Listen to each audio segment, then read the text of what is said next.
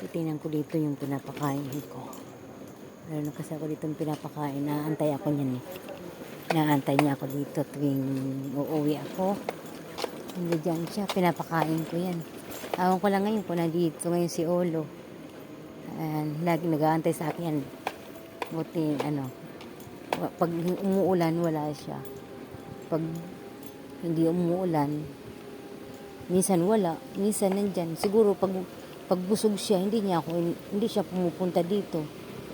Pag gutom, yan, nag-aantay siya dito sa akin. Minsan natutulog na nga siya. Ano yan? Wala ng basol dito. Baka umuwi na rin siya. Tingnan ko kung nandito. Si Ulo ang tawag ko doon sa kanya. Si Ulo. Wala nga siya. Busog na yun. Kaya siguro wala siya. Ay, ayan siya. Oh. Ay, nandito si Ulo. Oh, tuwang-tuwa siya. Tuwang-tuwa. Oh, wala ka kagabi. Ha? Dinaanan kita dito, ha? Ha?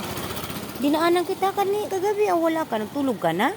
O, padaan muna kay, natin. Basta natin. Padaan mo muna ako. Doon tayo doon. Dito tayo. Halika na. Dali. Ha? Wala ka kagabi. Ha? O, natulog ka na?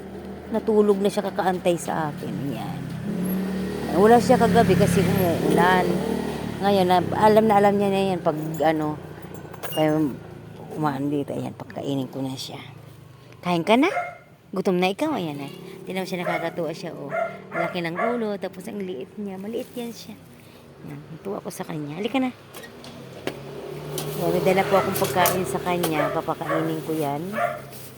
Ayan. Sa plastic ko nga lang nilalagay kasi wala naman siyang dito sa kalsada. Wala naman siyang malagyan ng pagkain. Kasi nandito siya sa kalsada. Gutom ka na? Ha? Pagkain na yan siya. Akit ka na dyan, oh. Dito ka. Akit ka dito sa taas. Ay, nako. Ayan. Kaya may plastic ako nadala para kainan niya.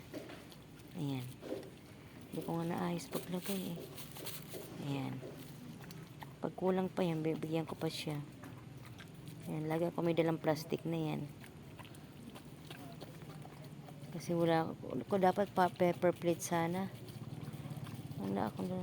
Wala na ang paper plate, ubos na. Naantay natin naman yung paa niya, ang liliit. Pero yung haba ng katawan niya.